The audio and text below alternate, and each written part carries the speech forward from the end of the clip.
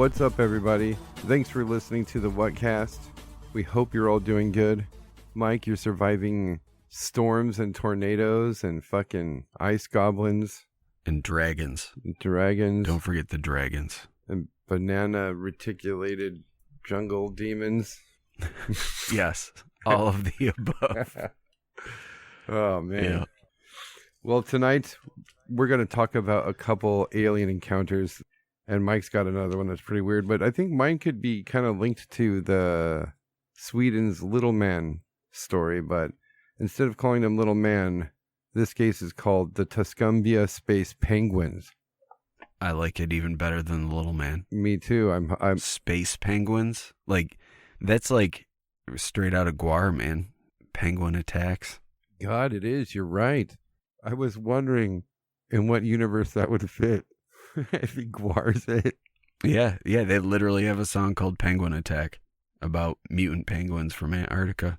Now, before we get to this story, Mike, speaking of the little men and even the typical grays, when you first started studying UFOs and aliens, I mean, we all have like an innate fear of aliens and being abducted. And I mean, like for me personally, if I woke up after being abducted and I looked out a window and Earth was slowly getting smaller as we left it, that's enough to make me like bash my head against the wall.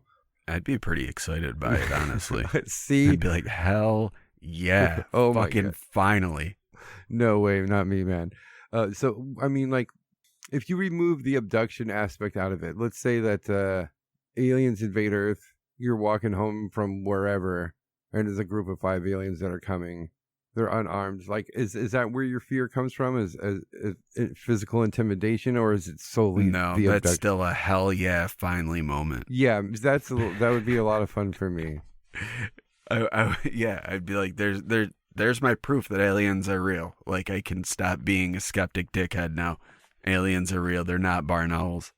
Or interdimensional.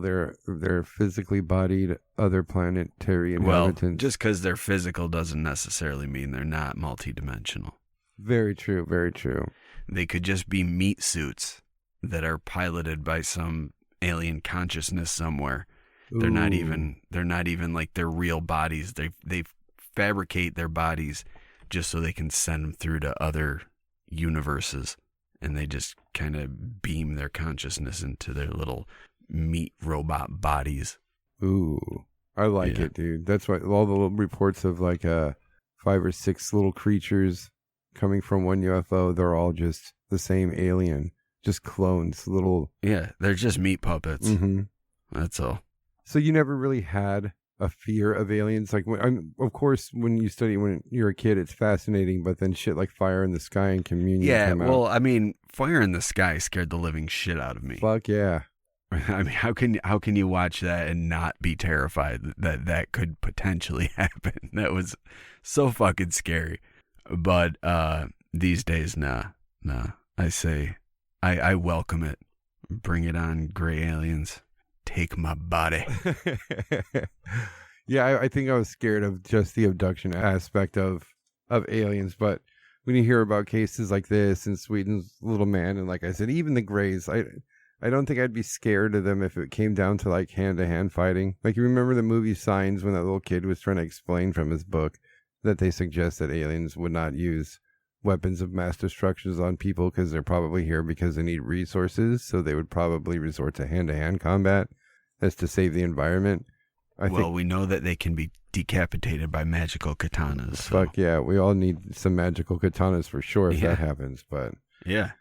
I don't know. Like the stories like this one just kind of make me laugh about being afraid of these things if we're on fucking Earth. And again, like, of course, they can just tractor beam me into their shit right away and I'm done. I'm not saying I'm going to be like a ninja when it comes to fighting off aliens, but...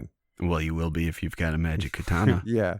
Anybody who's got the hookup on magic katanas or imbuing an existing katana with magic, please let us know for the... Or any bladed weapon. If you can imbue it with alien murdering powers, let us know because, I would like to let the world know. So if you could relay the information to us, we'll put it out there, and then we can all have magical alien killing katanas or daggers or machetes or whatever your preferred slicing implement is. Yeah, I got a machete here with your name on it, dude. We just got to put some magic in it. There you go. Yeah.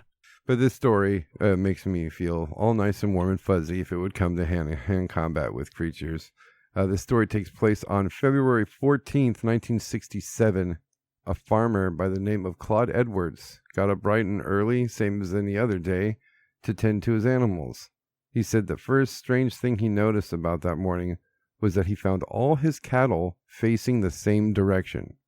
As he followed their gaze to see what was catching the attention of his entire herd, he looked into one of the open fields and he saw what he described as a massive, grayish-green, mushroom-shaped object perched on top of a cylindrical tube, and it was parked in a meadow next to his barn.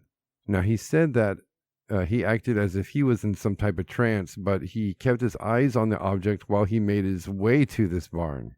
And when he reached the barn, he dropped the feed bucket he had brought and turned his head to unlatch the barn door. And he just kind of said, like, to himself, I guess it's not going to be a normal day. I guess he said he felt rather trancy. What a weird thing to say. Like, oh, there's this weird object out there. Well, guess it's not going to be a normal day today. Right. It's so fucking weird. So after he unlatches and opens the door, he finally looks back at this craft, and he says he saw a group of small, strange creatures running around underneath the object.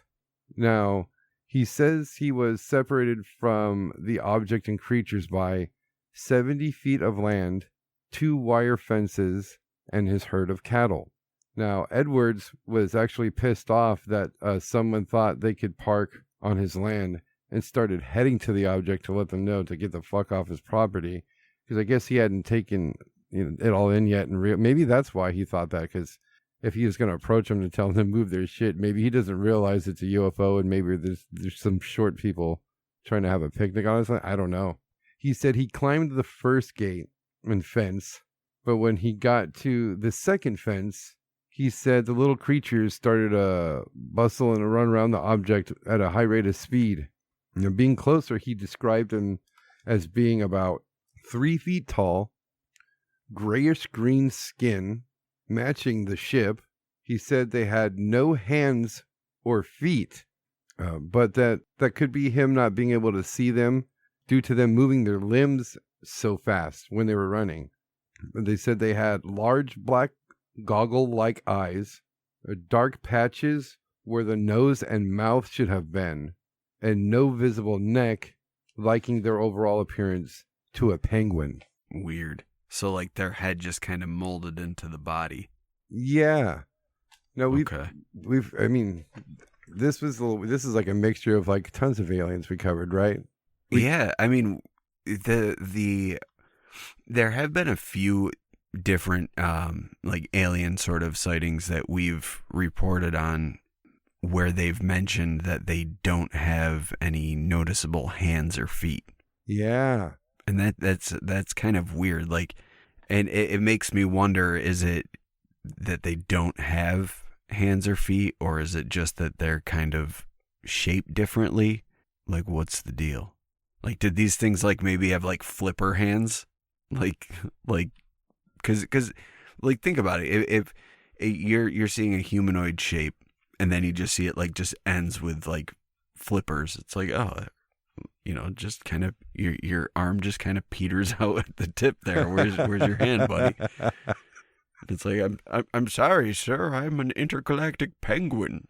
Well, intergalactic penguin, where's your fucking hands, man?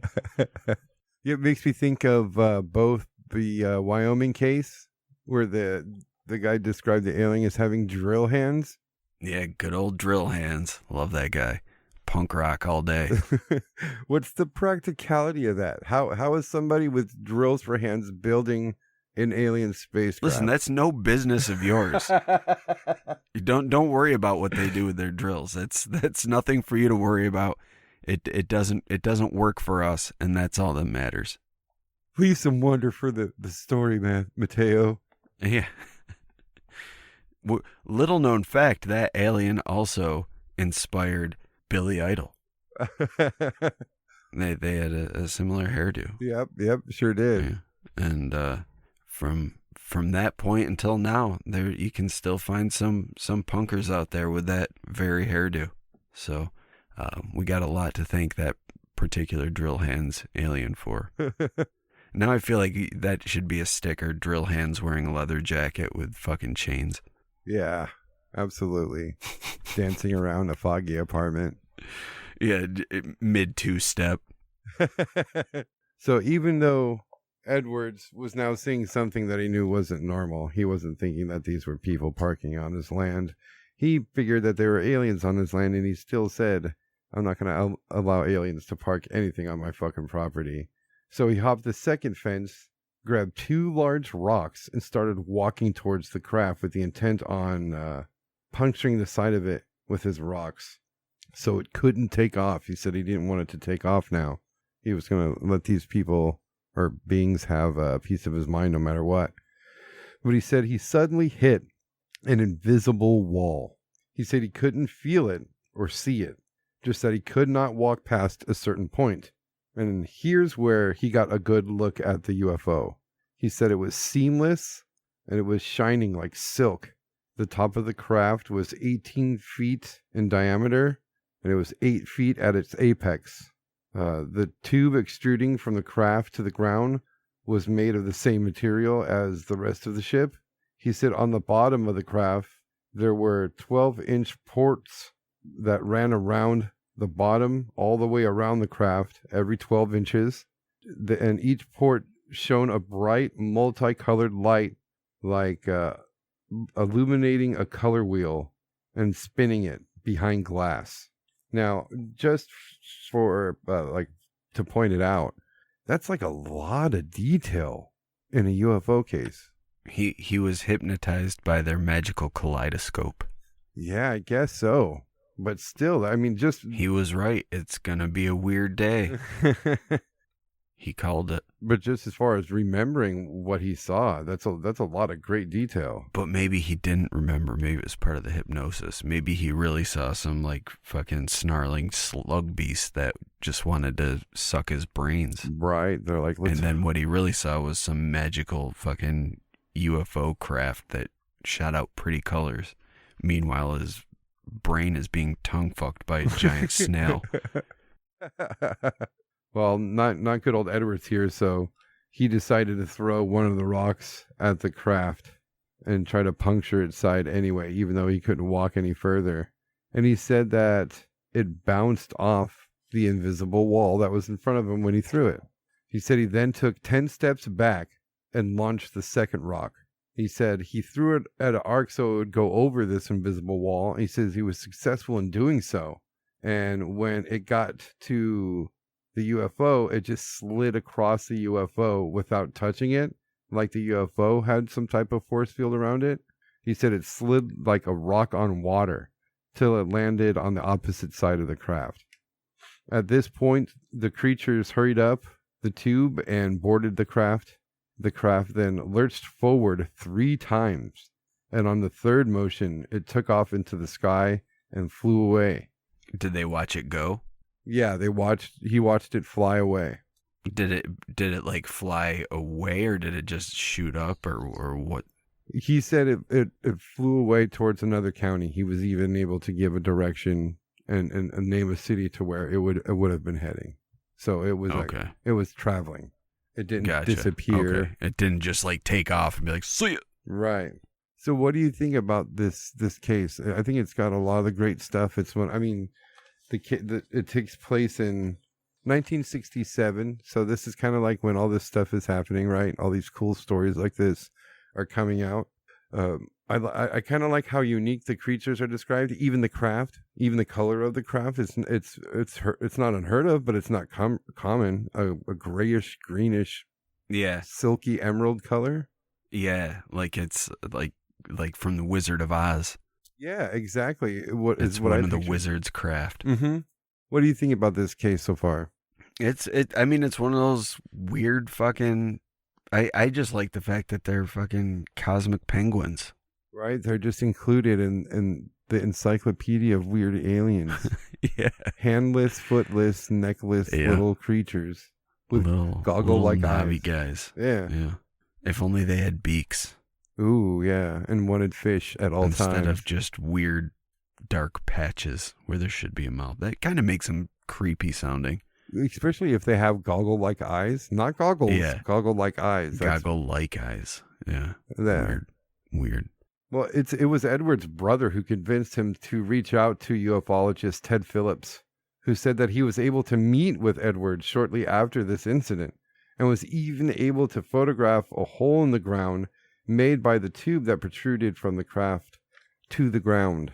So now we have physical evidence inside this weirdo case. So what was that tube doing? I guess it was just... Was it like stealing samples of the ground, or was it just like a thing for it to park on? From what I gather, it was how they got in and out of the craft before it took off, and they were just running around in circles underneath it. When he threw the second rock, they ran up the tube. Huh. Interesting. Again, the practicality of this. How is Dick Nose? I mean, his hands were supposed to be like mitts, like oven mitts, no fingers, and his legs were fused together.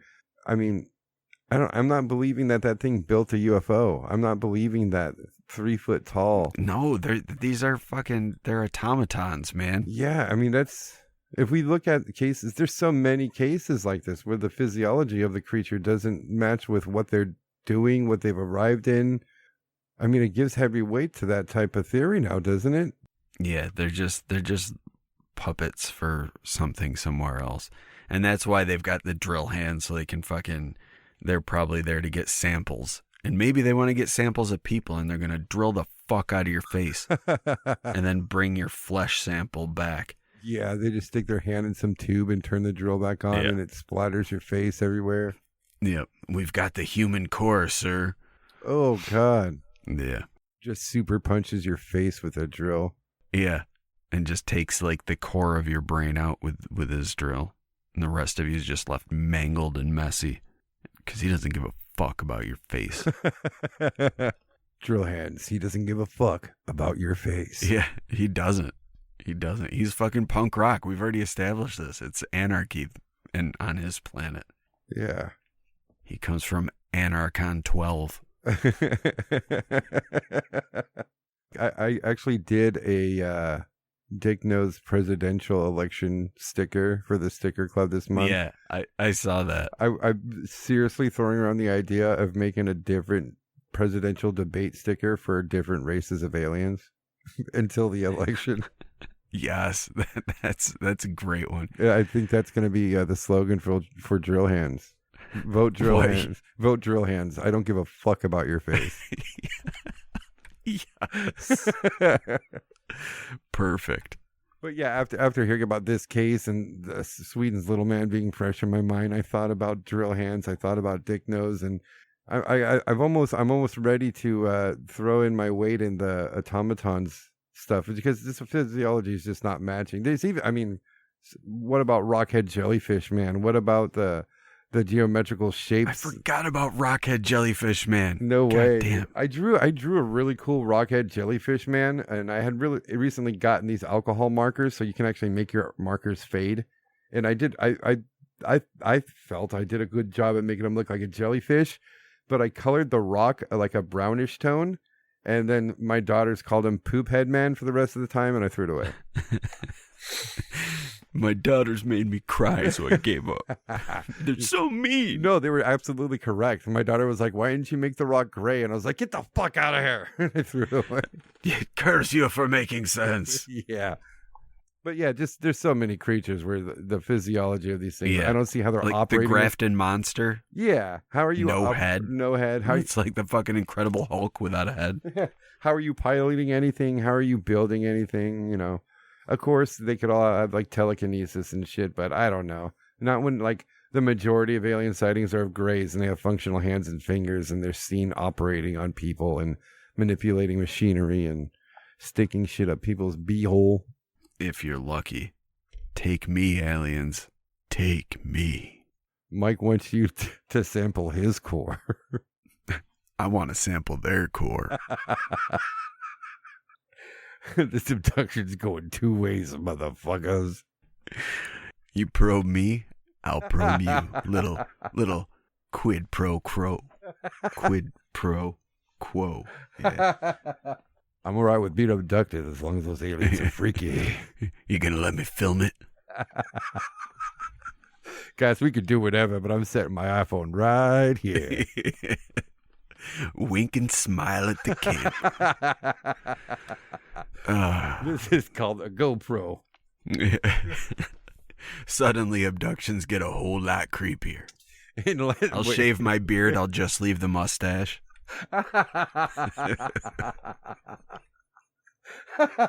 Oh, shit. Like shave your sideburns up to your ear like a cop in the 90s. I'll feather my hair. Dude.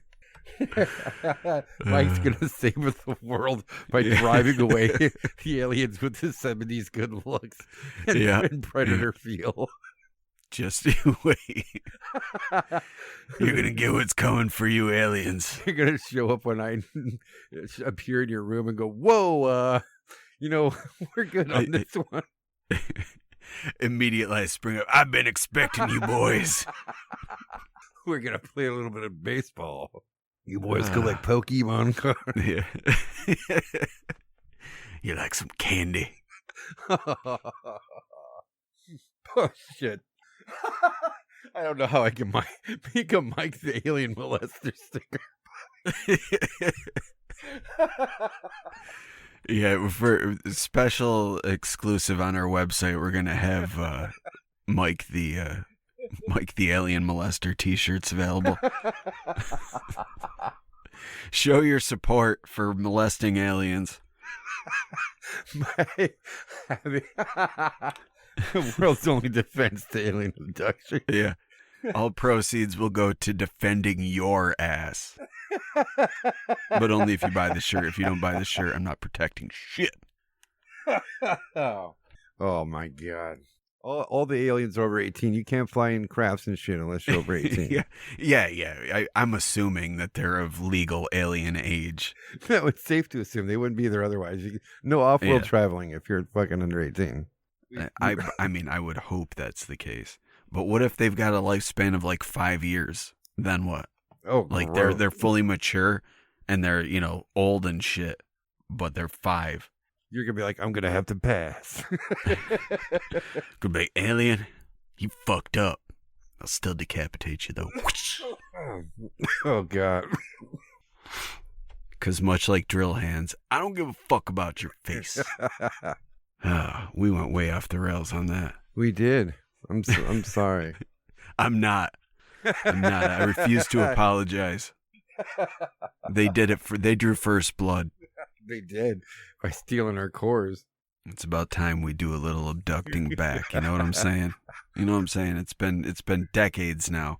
When are we gonna start abducting? Right. It's gonna be like 3 aliens until they start spreading the word. They're like, guys, maybe what we've been doing is a little fucked up. And also don't go near that white van. You don't want to know what's in that. He's going to say he's got puppies and human cores. He doesn't have either. All he has is pain. So let me dig us out of this gutter at least a little bit, if you don't mind. I actually have another case from 1967, though. Also from Europe. Oh, shit. As is, yeah. This one is from France, specifically in Cusack, France. I hope I pronounced that right. Cusack, something like that. Anyway, this happened August 29th, 1967. And it was reported by 2 children, Francois, who was 13, and his sister, Anne-Marie, who was 9. And they had their dog, Mador, with them. And they were out tending to the family cows. Francois he was responsible for tending to the cows, and Anne-Marie was just with him and the dog hanging out. And it was a clear day. There wasn't any clouds in the sky. It was mostly, blue sky, slight breeze. Nice day. And as Francois bringing the cows across the field, they get to a low wall, and Francois is starting to bring them back through, and he turns around and he looks across the road, and at first he sees what he thinks he originally thought that they were 4 children on the other side of the road, but he was seeing them behind this hedge. And so to kind of give you an idea of how the distance would be, there he's on one side by this low wall, then there's a road between them, on the other side of the road is a hedge, and then on the other side of the hedge is these 4 children. So he said it's roughly like 40 meters, so like around 40 yards. So he doesn't know who these children could possibly be, so he tries to get a better vantage point, and he climbs up on this pile of rocks, and he looks down, trying, from this higher vantage point, trying to see who these children are. And once he gets up there, he notices that these, what he thinks are children, are standing near this large sphere that's half hidden behind the hedge. But now that he's up higher, he can kind of see it. And he said the sphere itself was so bright that it was painful to look at, but he was able to make out that it was, a sphere sitting there. As he was watching them, one of these little people was bending over, and it seemed like he was digging in the soil or doing something with the soil. And then there was another one that was standing by that had this object that was reflecting the sunlight. And he said it looked like it was a mirror. And he, with the mirror and his hands, he seemed to be like waving them. He took it to be like that he was making signals to the other 2 that were out there. So seeing that there's these, he's still not sure what they are. He thinks they're children because they're small figures. He calls out to them and yells at them in French, asking them if they want to come play with him and his sister. So as soon as he yells out, the little beings, who it didn't seem like they even noticed them, but once he yelled out, they suddenly became aware that they were being viewed. And one of them immediately flew up into the air, took off completely vertically, and then flew up past the sphere, and then flew back down head first right through the top of the sphere. And then the second one did the exact same thing, flew straight up, head first, dove down right into the top of the sphere. And then the third one, he got up off the ground and did the exact same thing. And then the fourth one shot up. But before he got to the top of where the other ones dove in, he flew back down again and picked something off the ground. And Francois said that he thought it was the mirror thing that he was holding, that he dropped it when they yelled at him, and then he picked it up before flying back in. Then once he grabs the mirror, he flies back up, and at this point the sphere had started to go into the air, and it was about 15 yards in the sky. And he shot up past it and again dove headfirst through the top of it. And then the sphere itself continued climbing into the air. Once it got a little higher, it made this soft whistling noise, which they said started to increase, and they heard what sounded like a strong breeze, but there was no breeze present. But it made the sound like there was a breeze. The sphere started to make circles and climb further and further into the sky while going in circles on the way up. And the more it spun, the light started to get brighter and brighter, and it increased. And then all of a sudden the sound stopped, and the sphere flew at full speed off to the northwest. And as soon as it took off, it left the smell of sulfur. And as soon as the sulfur smell came in, the cows all started freaking out, and they gathered, all the cows gathered close to the children and started mooing and just basically showing agitation. Wow. So to them, the smell of sulfur meant time to panic. Maybe they have some type of evolutionary alarm system to that smell. Yeah, maybe. Or maybe it was like once that was gone, whatever spell was over them was broken. And they're like, oh, fuck, that was crazy. What was that? Yeah. But they said the dog wanted to follow the object and it started barking and running towards the object. So they were trying to get the dog under control and the cows, and they lost sight of the object and didn't see it disappear. But the whole thing, they had been upset by it, and so they ended up bringing the cows back a half hour earlier than they usually would have. But the description is the weird thing. So they said that the sphere itself was 2 meters in diameter, and it was a bright silver luminous color, and they described it as being dazzling. So based on that, it would make me think that it's like probably shimmering in some way, but it's giving off a bright light. And then he had the mirror that was reflecting light. So maybe it was just like ultra reflective, but they said it was luminous, so it seems to have been giving off light. Right, creating its own light as well. Yeah. Francois, who he had really sensitive eyes, and he wore glasses because he had poor eyesight, but his eyes were also really sensitive. He, after viewing it, his eyes would not stop watering for 15 minutes after the object left. They couldn't get his eyes to stop watering, and they would continue. Every morning he would wake up, his eyes would water for several days afterwards. Huh. But his sister didn't experience anything like that. But other than the luminosity and color, there were no other details noticed on the sphere itself. They said it looked like it was perfectly smooth. There was no marking or opening on it. And when these little things jumped into the air and dove head first, it was like they just passed through it. There wasn't a door opened. There wasn't anything like that. They just jumped in head first and they were gone. At one point, they were both interviewed on their own, both children, and they both told pretty much the same story. The only difference between the two stories was that Anne-Marie, when she was describing this, she said that underneath it, there were 3 or 4 straight legs that seemed to have what she called shoes on them that was like landing gear.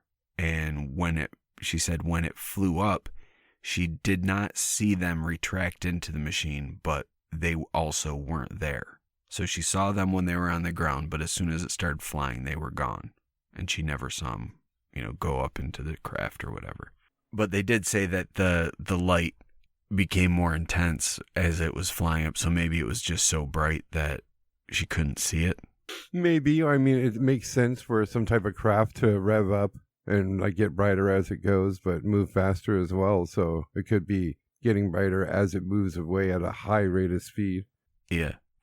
I mean, there's a lot of reasons why she might not have seen it, but that's the only difference in their stories, is that he didn't see landing gear and she did.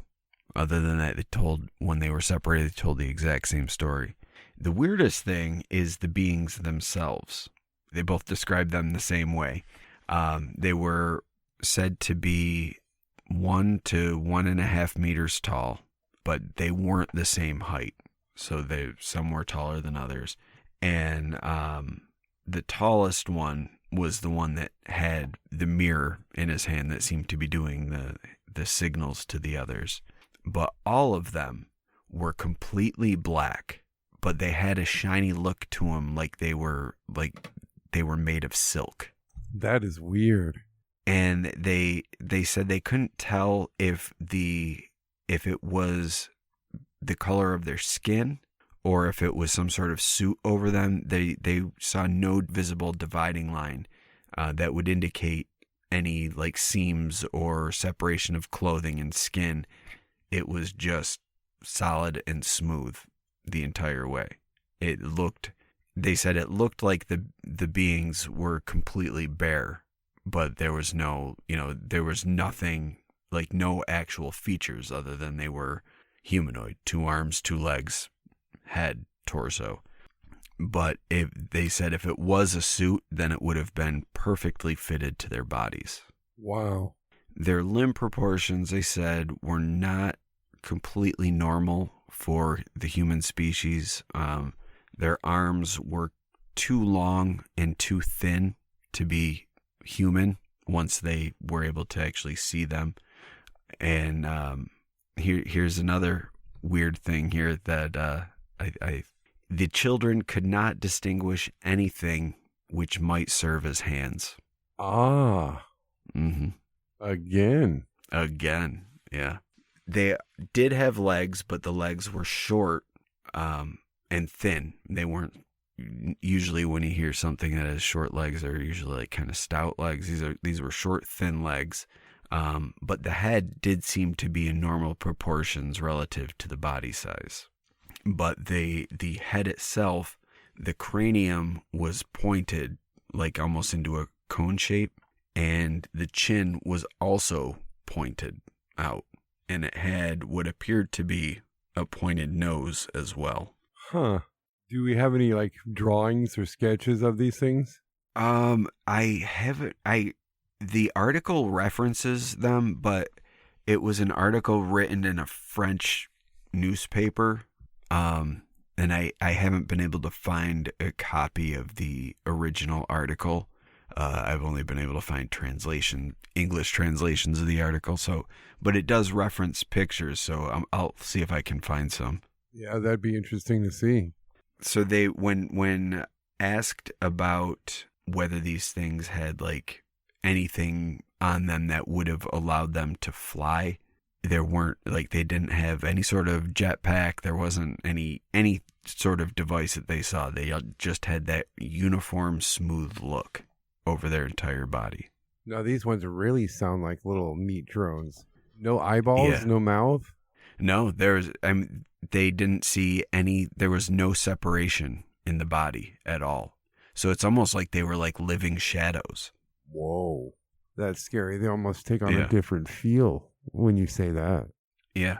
And when the investigators got done talking to them, they were both of the same mind that these kids were not making the story up. Just all the details were completely the same except for the detail of the landing posts. That's it. And that could be just one of them keeping their eyes on all little creatures, right, and the other one looking at the craft. Yeah, exactly. But they believed them, and it seems like they had been telling the truth. They interviewed, when they got there, they talked to the parents, and they said everybody was like super respectful, and they weren't, they were willing to talk about it. They weren't trying to hide anything. And they left at the conclusion of the investigation. They determined that whatever happened, these kids weren't lying. Yeah, but I mean, it's to me, these sound almost like they really do sound like shadow people almost. Yeah, they really do. But also, they were 40 yards away, so that's over 100 feet away, and the kid he's wearing glasses, so he's obviously got seeing issues. So maybe it was just lack of just not being able to make out the detail due to the distance. And because they weren't able to make out the details, they're just like, well, they looked smooth because I couldn't see the details. But the way that they described the heads with a conical shaped cranium and a pointed chin and nose, but no eyes, no mouth. Yeah, that's what I'm saying. It just seems like it's a shadow in with this big fucking light device. But you need lights for shadow, so maybe they bring that just so they can be shadow people. Right, just be there physically. Yeah, they bring the light so that we can see the shadow. Yeah. See, these I don't know. It's creepy, and they don't have hands, and I don't like it. I don't appreciate it. Yeah, that is a creepy one. I might want to start digging into more little tiny aliens or more. Yeah. It's weird. I like there was one in that book I got a while back from the 70s that had this woman who was accosted by this group of they looked like elves, and they ran out of their ship and like attacked her, tried to steal her shit. Oh, wow. Yeah. A lot of little ones being violent too, man. This Venezuela's ones wanted to beat everybody. Right. Yeah. You want to fight? They got Napoleon syndrome. Yeah, but these ones didn't do anything weird though. I shouldn't say anything. They didn't do anything that could be potentially harmful, and there was no like missing time, none of that stuff. It was just they got caught stealing some dirt, and they're like, oh shit, bail. But just like the method of leaving, like they fly up into the air and dive headfirst into the top of the thing, like that's so fucking cool. Yeah, that's some strange shit. Yeah, it is. It's very weird. I don't know, man. I don't know what it could possibly be, but it's definitely a unique sort of sighting. Most definitely. It makes me think that when we do get disclosure, whenever that happens, if it happens on purpose or by accident, that it is going to be a jumbled mess of like, yeah, we know these things are aliens. We don't know what these things are. We don't know what these things are. It's going to end up being to where, yeah, there are interdimensional beings. There are this type of being. It's going to be like I always say, an encyclopedia instead of it be like, this is aliens. It's going to be like a whole mess of shit. And a lot of it's going to be that they don't know. Oh, I did find a picture. Ooh. Just look up Cusick Devils. I don't know if this was the one that was in there, but somebody drew a picture of these things floating around a giant sphere. Nice.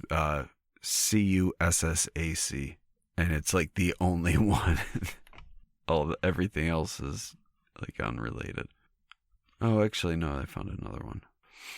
Yeah, but they're called the Cusick Devils. And I don't know why they're being demonized as being devils. That's kind of not fair. They didn't do anything. They're just digging holes, and they're being they're little jumping shadow people. Like, why are you so quick to draw conclusions and call them devils? Maybe they were kids. Yeah, what were they playing, D&D? Yeah, maybe they were. Maybe they were playing their version of D&D, and you know, I guess fair enough, because anybody who plays D&D is clearly a devil worshiper. That's the way it goes. Everybody knows it. So, we're all into Satan and sacrificing babies and stuff. Speaking of which, I need to go kill a goat and praise Baphomet. So, thanks for listening. Thanks for listening. I will if the sacrifice goes well, we'll be back next week. Thank you for listening to the Whatcast. You can find us on Twitter, Instagram, Facebook, iTunes, and YouTube. Enjoy the podcast. Get yourself a Whatcast t-shirt or a sticker pack. Who was that dude on that one episode? Try the links in Homie's page. All this and more can be found at www.thewhatcasters.com. Thanks again for listening and have a great week.